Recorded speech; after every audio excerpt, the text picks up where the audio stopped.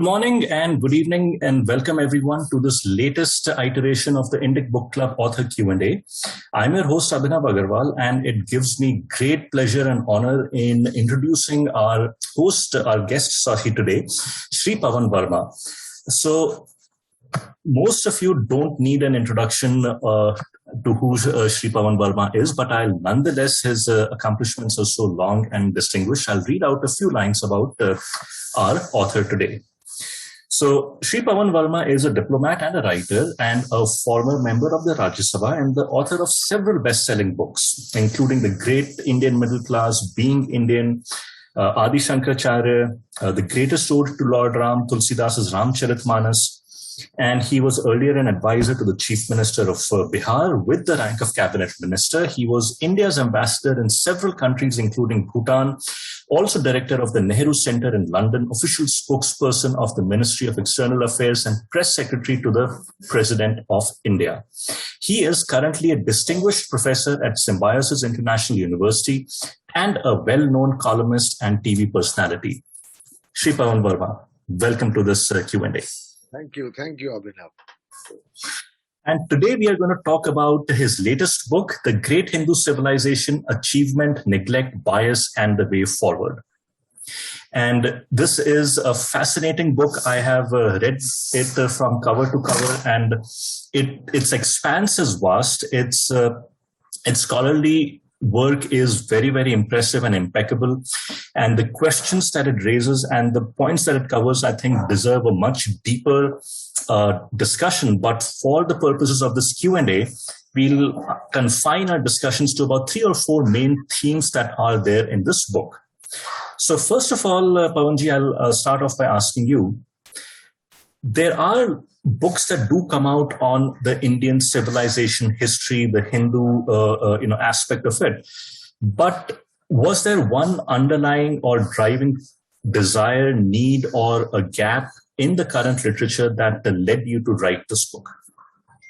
No, I think a comprehensive and composite history and stock-taking of Hindu civilization between 2 covers was perhaps not available so readily. And it was my intention to chronicle the antiquity, the continuity, the diversity, the assimilation, and the peaks of refinement of this civilization. And to rebut also those who tend to doubt its validity, and to bring to my readers as complete a possible account of this civilization, not without its blemishes, of course, and to analyze them also, and to bring it from the dawn of time to the current era, and also analyze the challenges today and the way forward. So it was in that sense that I conceived this book, because I am personally convinced that Hindu civilization is a reality. In fact, my first chapter is called Hindu Civilization, Myth or Reality. And I believe that it's a reality, and that we are not only a republic, but also a civilization. Excellent. And I now want to start from the very beginning of your book, right? As you said. So in some ways, some of your earlier books like Being Indian and Becoming Indian have touched upon certain aspects of the theme. And we'll get to that in just a little bit. But when you start off your book in your very first chapter, you take a very cold and hard look at some of the icons of Indian historical research, like the Nobel laureate Amartya Sen, Romila Thapar, and even Jawaharlal Nehru, about whom you have a lot to write. And you strive to strike a balance between the veneration that is done by one side and the constant, demonization by another side. But you do call things out, and you write that Sri Jawaharlal Nehru said that, and I think I'm quoting, when he said that India's ancient culture has outlived itself. And this is Sri Nehru, you're quoting him, that the West brings science and the West brings that antidote, which is the principle of socialism. So 75 years after independence, when we look at, or as we enter our 75th year of independence, as we look back, to what extent should we say that the state that we find ourselves in, and it is a sad reflection in the reality that more than 7 decades after we achieved geographical independence, we still seem to be shackled by a very, very deep set colonial way of thinking and outlook. To how much do we owe this to our first prime minister and their outlook towards India that was influenced greatly by the British system and views? So, Abhinav, I have a full chapter on the impact of British colonialism on Hindu civilization. It is my considered view, which, as you rightly said, I have discussed in some of my earlier books also, that the success of colonization was not only in the physical subjugation of the people they ruled, but the colonization of the mind. The colonization of the mind requires those that are being ruled to look upon their own civilization and heritage with a sense of inferiority, because that justifies the colonial powers' claim legitimacy to rule us. And the British period was a consistent, vehement, planned critique of Indian civilization. And the tragedy was that some of this criticism was internalized by those that it was ruling. So this hinta bhav, this sense of inferiority about our own heritage, is a very common outcome of colonial rule. And while you may get political independence, this aspect takes time to be demolished, interrogated, and analyzed. So I speak of that particular period of our history in this context. Now, as far as taking on some of the icons of historical and research and analysis, you see, I'll tell you, the arguments have been mixed. Amartya Sen, for instance, is concerned about the rise of the ultra-Hindu right today, the aspects of political Hindutva. That's one issue. And we have to see how far it's true and what we need to do to tackle it today. But a second issue is when he believes that paying any kind of tribute or recognizing the legitimate and verifiable achievements of the past, especially of ancient India, he's hesitant to do it because he feels it will reinforce the Hindutva narrative today. Now, my view is that this is a flawed argument. You have to give credit where it's due for our past. And separately, you have to see what needs to be done with regard to the rise of the ultra Hindu right today. To try to oppose one by demeaning, devaluing, denigrating, or marginalizing the achievements of the past is, in my view, not the correct approach, and that is why I critique him. So, what are the arguments that are put forward by some of the scholars that I have analyzed? First, they'll say there's no such word as Hindu. Correct. And let me just interrupt you here for a couple of points. So, in the arguments that Amartya Sen puts forward, he seems to be continuing the same line of argumentation as Jawaharlal Nehru, who said that the deadwood of the past. And if you could, when you talk about, there's no such word as Hindu, I think this keeps coming up time and again that, but the modern word Hinduism itself as a colonial construct no more than 150, if you could, years old, if you could also talk about that. Certainly, because, Megasthenes in the 4th century BC uses the word Hindu to refer to a set of people in a defined geographical space who were evolving in the same civilizational crucible. The Persians use it, the Chinese use it, the Arabs use it over a period of history. So it does not matter if a collective group of people self consciously call themselves by the word Hindu on a consistent and basis.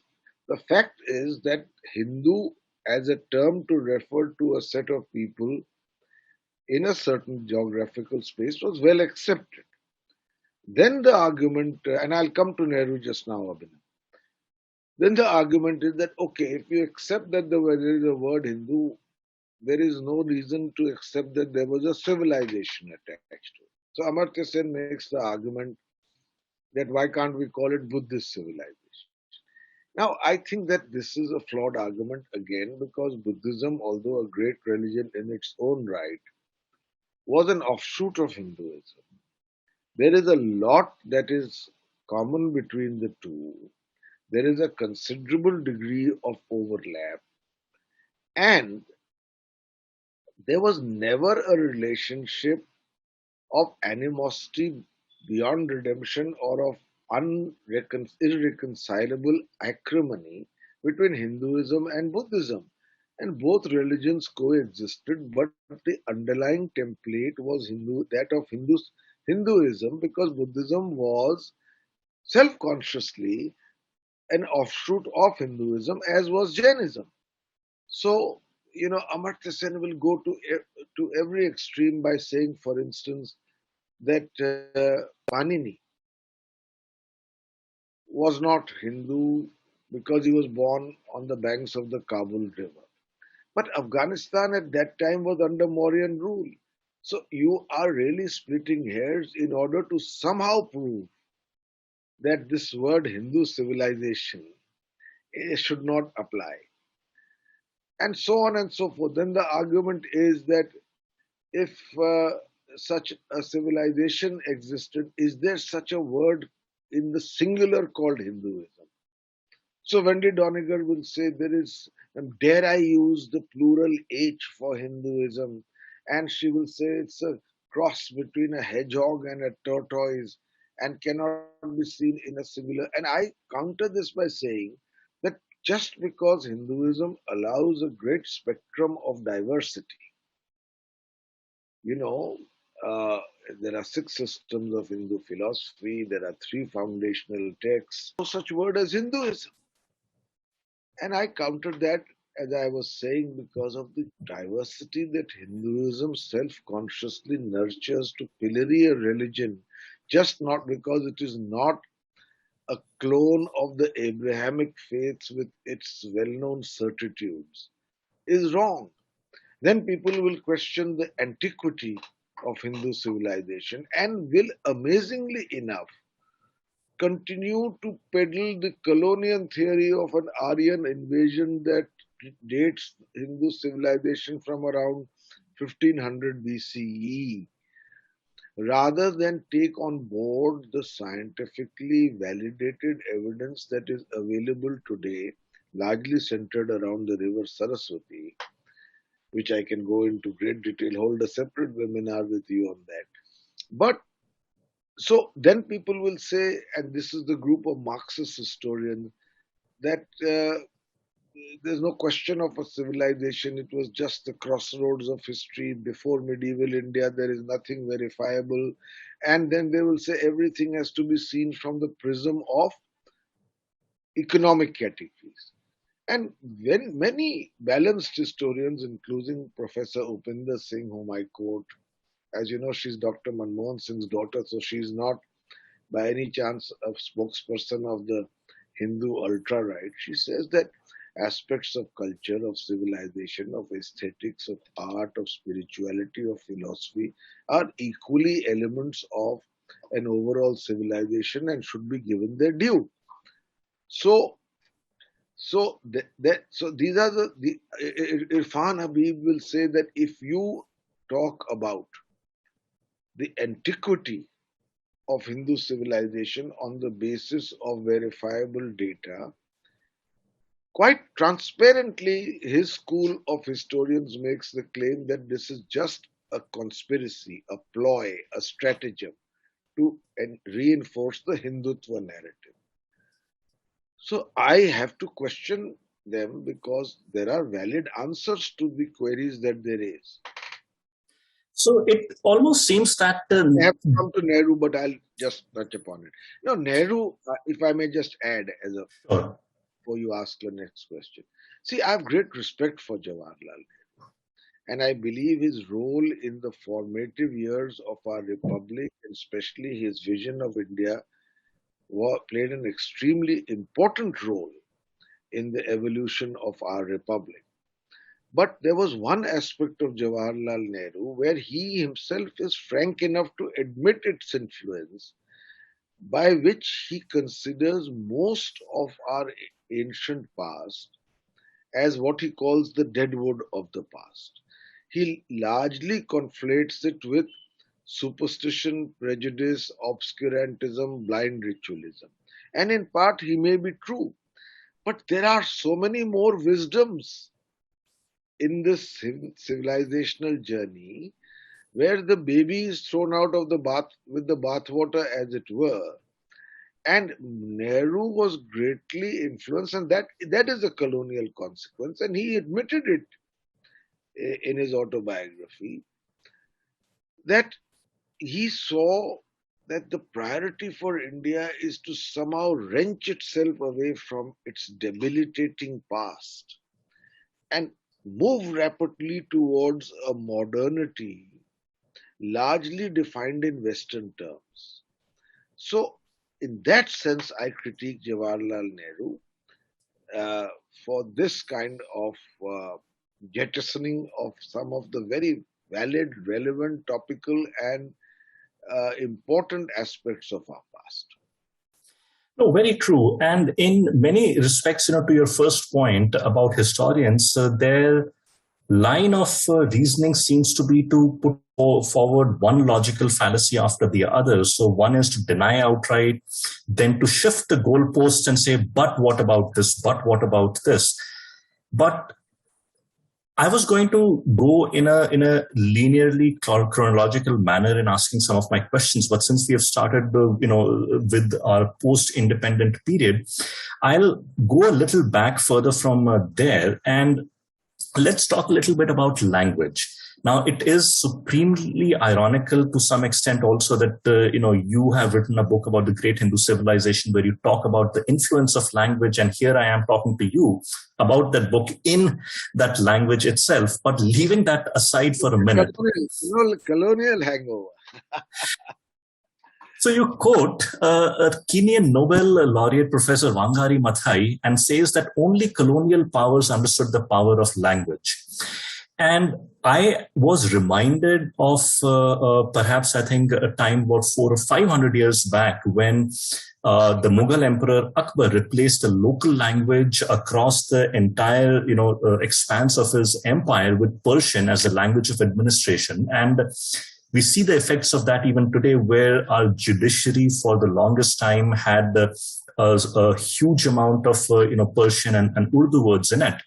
But there is one other part I wanted to read out from your book, and I'll read this from your book. You write, in 1825, the Oriental Herald had in a piece ponderously titled On the Inefficiency of the Means Now in Use for the Propagation of Christianity, argued that the need of the hour was to teach them, that is the natives, to despise the barbarous splendor of their ancient princes and make them look to this country with that veneration which the youthful student feels for the classical soil of Greece.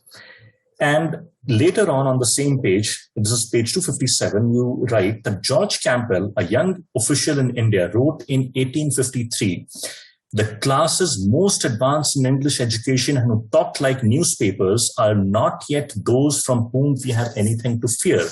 And his word or phrase, talk like newspapers, was used in a very derisive sense, where Indians learned the language. And I think you write, and you quote one of those colonials, that they learned the language from the best of the sources, which is, they learned how to talk like Shakespeare and all. But the point is that even Macaulay's minute that you quote at some length made the same point that anyone who receives an English education would never ever be inimical to the British. Now, after independence, one would have thought that the influence of English would have been tempered by a resurgence of the local Indian languages.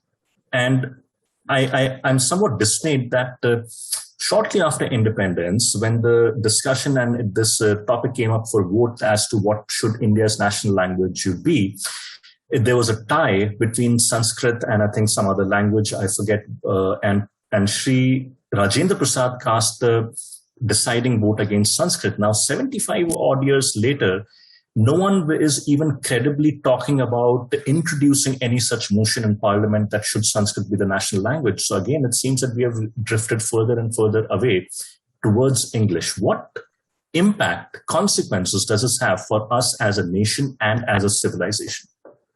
You know, Abhinav, language, I'm glad you brought this up. It's a new aspect of my discussion on this book, but I have thought a lot about it. You see, language is not only a means of communication. Language is a window to your culture, your civilization, your heritage, your tradition, your lullabies, your folk tales. It is a very powerful tool. And language is the key to some of the great wisdoms of your past. That is why Wangari Maathai says that one of the first things the colonial power seeks to do is to take your language away and replace it by its own. It's happened across Africa, where French has replaced the local languages. And in India, it happened in a spectacular way. And its effects continue, as we rightly both agreed, for the fact that we are discussing today Hindu civilization in English. So we can never underestimate the importance of language and the reason why the colonial power seeks to take it away. And I don't think any colonial power succeeded as spectacularly as the British. In fact, they should erect a statue in among the most prominent places in London of Macaulay, because his baneful shadow continues to cast itself even today. Now, what happened after independence was that under the benign leadership of Jawaharlal Nehru, who made no, he was far too great a man personally and as a statesman to be dishonest. He writes in his autobiography, I really don't know sometimes where I belong. He had spent a great part of his life in the United Kingdom studying. And when he comes back to India, he is both repulsed by the drawing room conversations of the Congress party in English, and yet he's a prisoner of the English prison. He says it's my first language. I mean, his great books have been written in this language. So, what happened after 1947 was that the British left and a new elite, largely defined by its ability to speak English with the right accent, with the right fluency, inherited the powers of the state. And that elite, which was also important for policy making, had no interest in dismantling the reasons for their supremacy, which is the English language. So you were left then with English remaining as an important language in post independent India because it leads to its own ironies. I mean, Jawaharlal Nehru, in his first speech to the nation after independence, says, long years ago we made a tryst with destiny. Now, he must have known, as we know today, that hardly 1% of the population would have understood what he said. And most people, even today, cannot spell or pronounce tryst correctly. So, but it was his first language, and he addressed a parliament for whom largely it was the first language, and that same elite came to power. So you have to understand what happened. Now, I'm glad that parts of its hegemony are being interrogated. Regional languages and Hindi, I can't say about Sanskrit, but certainly Hindi, are coming into their own. Hindi television channels are watched much more widely. Hindi newspapers often sell much more widely. Some of the very widely circulated newspapers like Malayalam Manonava or Anand Bazar Patrika are in the regional languages. So there is a pushback by our own languages. So, I'll Pavanji, just I'll just end by saying, sure. yet post independence India has been marked by the most remarkable neglect of our own languages. That's a very interesting point you raised because several people have argued that no country has risen to greatness on the banks or on the back of an imported language. And Sankrant Sanu, for example, is one person who has written extensively about it. And he says that if you take the example of South Korea or China or Japan or Germany, none of them have English as a medium of instruction. And these are examples from very small to huge countries that have been successful by giving primacy to their native languages. But on the other hand, you also have arguments made by people that, all this talk about bringing in the vernacular languages is just armchair talk of the English elite who have prospered by using English and now want to deny so many others the advantage of that language. How do you address that?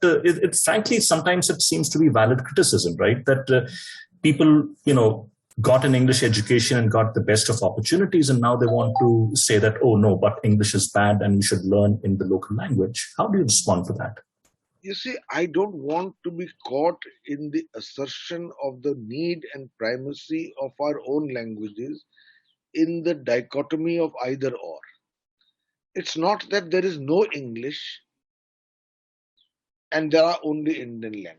English is a global language, it's a tool of communication.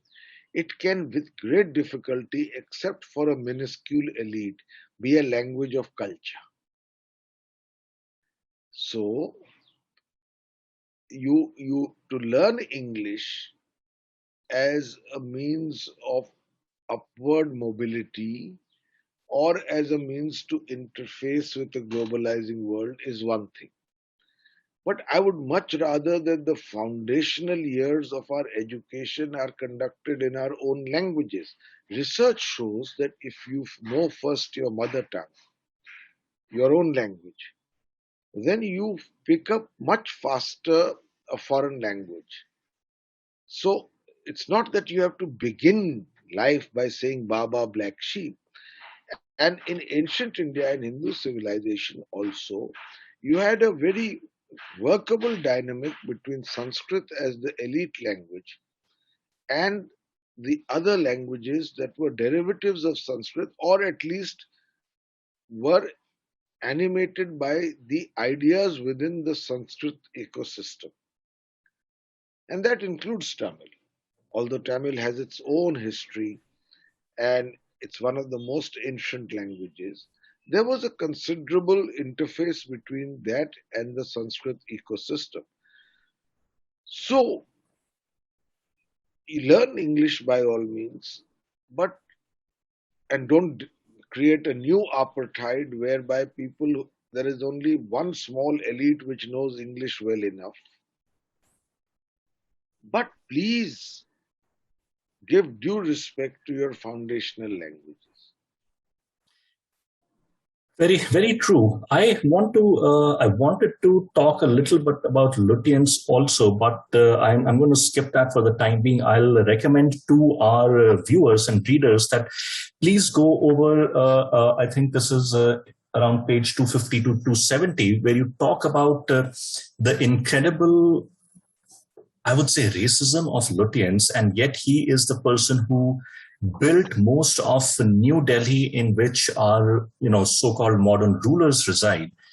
it's an article of faith, and it's an article of prestige for them to get the biggest and the shiniest bungalows and lutyens, which is in itself is an edifice to the to the abiding racism of the person. So I think our part of our problems of colonialism, I think, lie in there. But leaving that aside, I want to go a little further back and towards, say, about 200 years back, when the first so-called Hindu reformist movements began.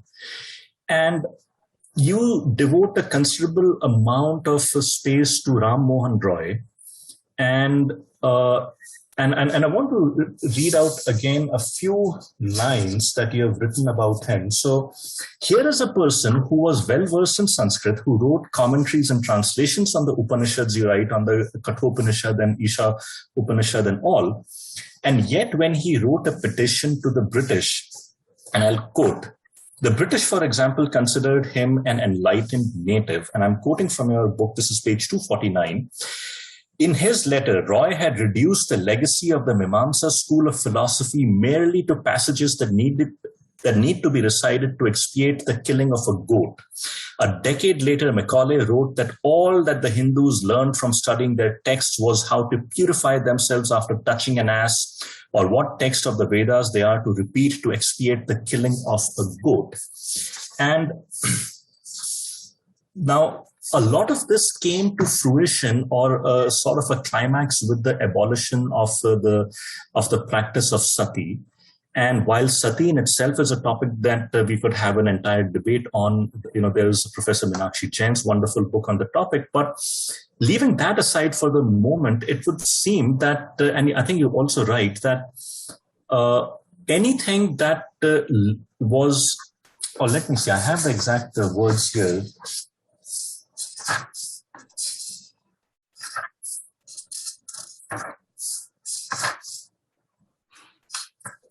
Okay, I can't find that right now, but essentially you wrote that Ram Mohan Roy had, and others like him, reformers, others like him, felt that they had to elevate themselves to the standards of the British on the one hand, and suppress or decry any elements of their civilization and culture that they think wouldn't pass approval by the British.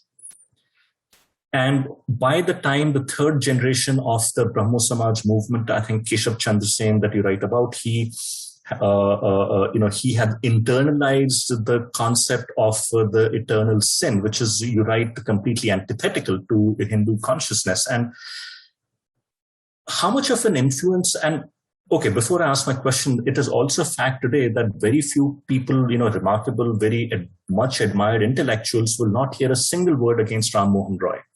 How then do we even begin this process of having an honest conversation about the impact and role of these reformers? Well, I think that again we should try and avoid, Abhinav, stark contrast. Ram Mohan Roy, like many in his time, and he was a towering figure among those many, wanted reform in Hindu society, Indian society.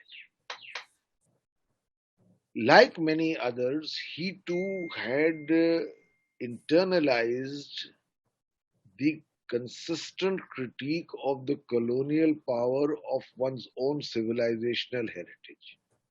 So an element of self-hate comes into it when you begin to internalize the critique of the colonizer, who is also politically more powerful, and you are subordinate.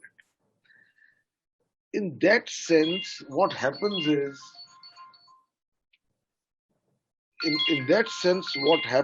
that you then begin to try and reform within categories that you think will win the colonial power's approbation.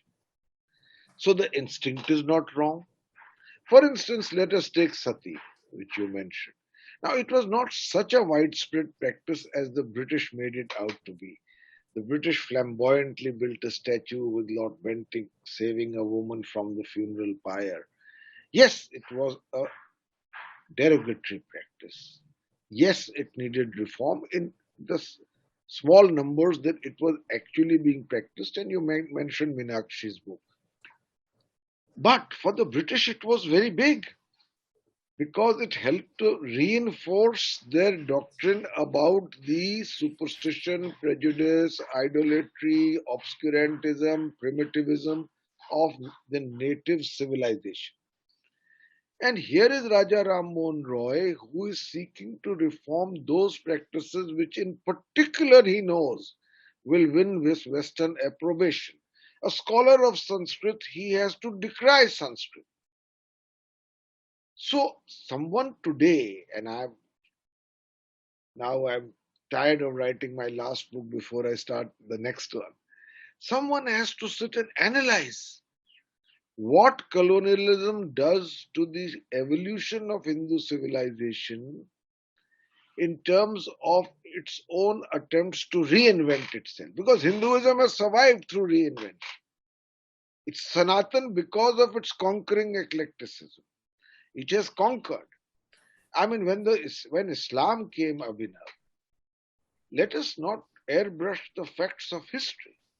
It was an extremely destructive conquest. Well, Durant says Correct. And that. you write, and I really like that line where you write that, when historians talk about the Muslim, the Islamic conquest of India beginning, about 1,000 years back, as that the arrival of the Muslims, as if they came in to have biryani and then to sit down to negotiate or discuss, debate the finer points of the Ganga Jamna Tehzeeb. And you write, and I really like the point. It is incomprehensible that an event that was so widespread in its destruction, both geographically, culturally, as well as the loss of human lives, can be airbrushed about that. I wanted to get to that. In the meantime, can we talk a little bit about the Bhakti movement? Because you devote again a lot of pages to Bhakti movement, to the saints from Namdev and all.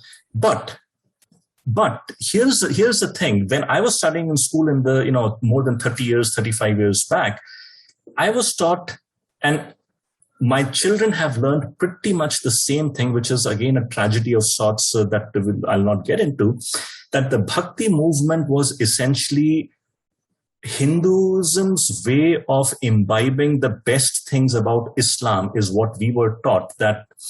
And you write that this was Hinduism's way of adapting itself to the brutal reality of Islam and finding a way to survive.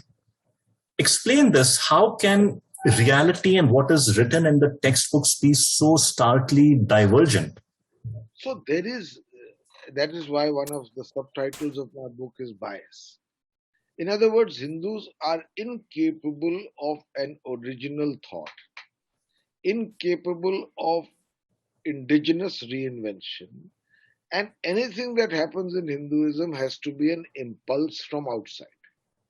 So anything that is good in Hindu or Indian sculpture must have come from the Greeks, because we are incapable of it. And Now, by the way, I have to tell our viewers it is most horrific to read what some of these people thought and wrote about Indian culture and the sculptures. And people should definitely take a look at those sections. It's horrific how such racism passed out as scholarly output. But I interrupted you. Sorry. Please go on. So Hinduism's this Hindu civilization was a very cerebral one. It was about ideation, of application of mind, of the courage to follow to its logical course the application of mind to a given situation. It was extremely inventive and extremely innovative. Take the four Purushas, Dharma, Artha, Kama, Moksha. Dharma doesn't say there are 10 commandments.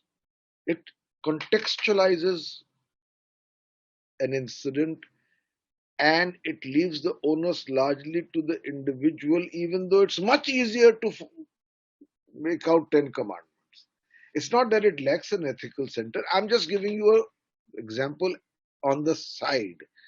So, in my view, and the two are linked, the Turkic invaders were driven by fanatical religious zeal, which translated into unprecedented loot, plunder, and destruction, much of which is verifiable and documented, and which destroyed very important living segments of Hindu civilization, including not only temples but centers of learning such as Nalanda.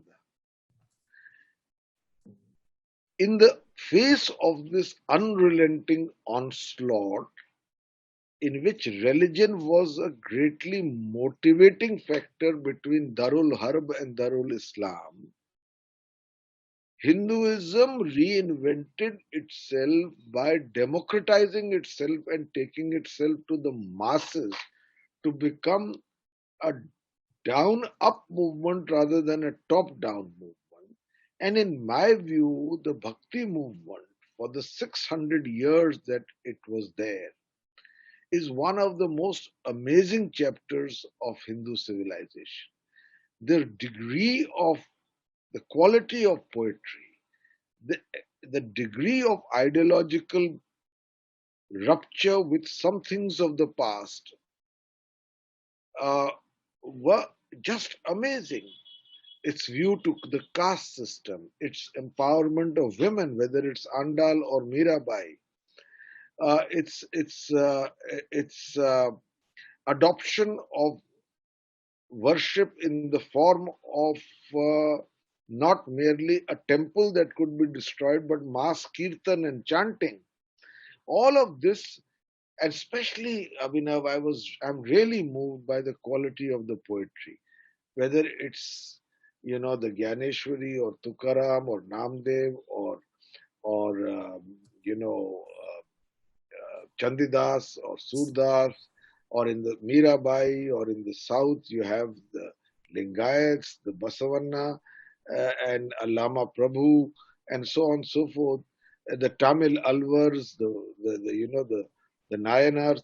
It's amazing, and it was the greatness of Hinduism, and which is why Hinduism is not a museum relic.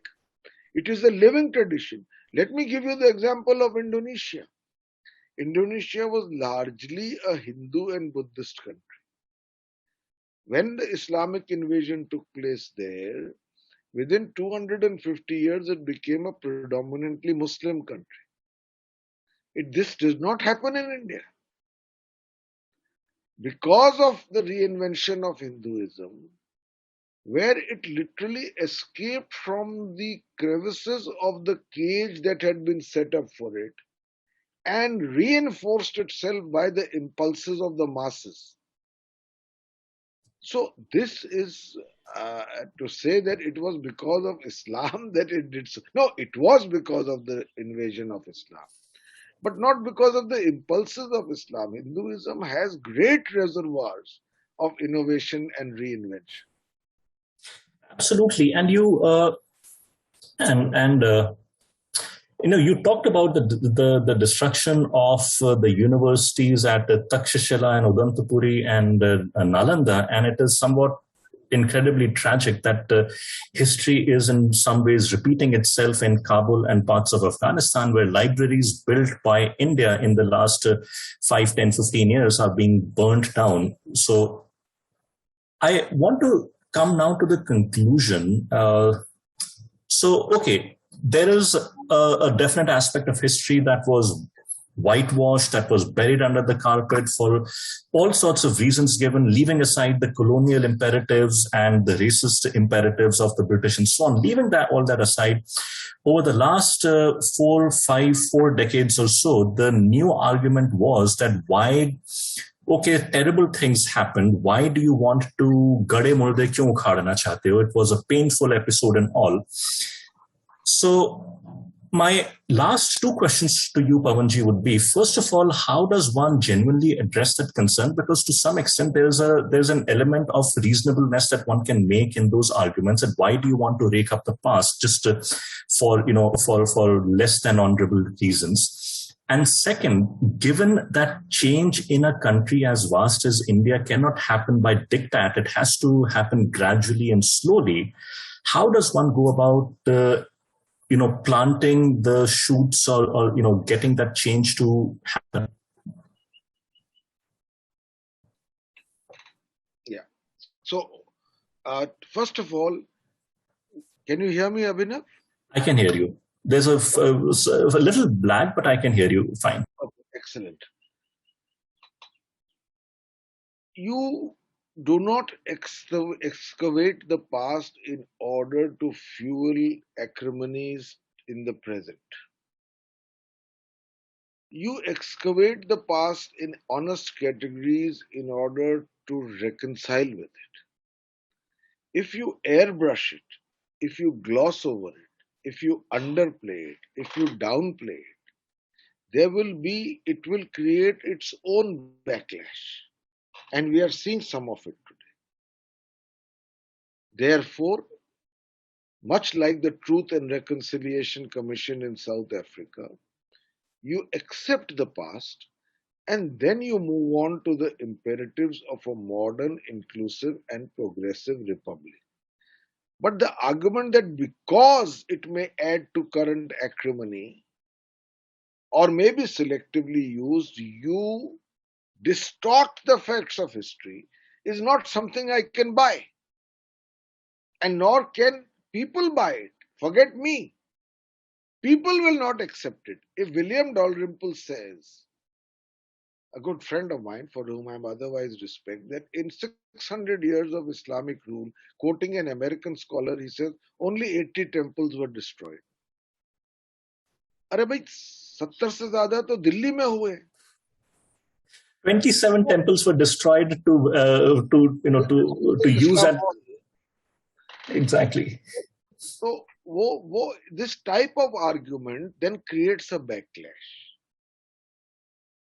And I am unrelentingly also critical of the ultra-Hindu right,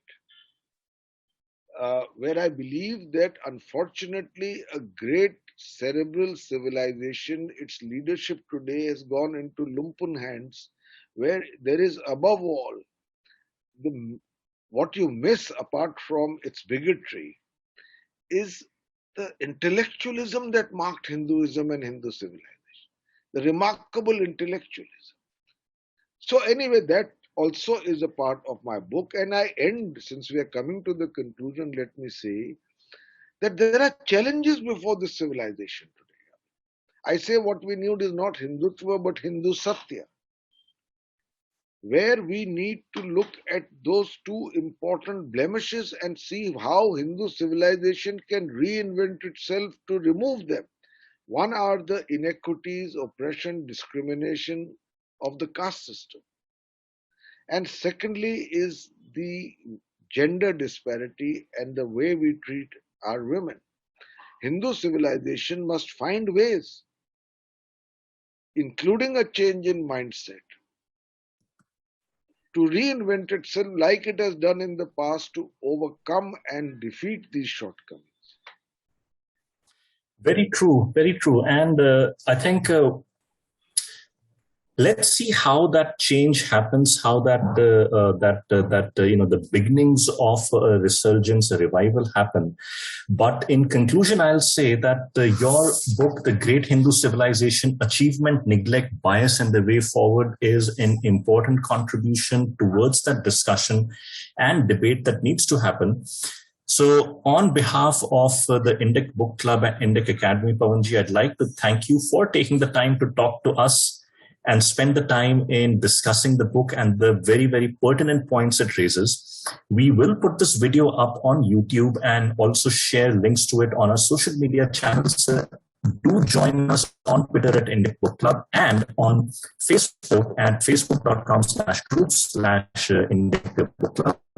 And once again, we look forward to talking to you once again, perhaps with your next book, or maybe we can take one of your earlier books and have a discussion. It was a pleasure and an honor. So thank you, Pavanji. Thank you, Abhinav. It was so good to talk to somebody who had read the book so meticulously.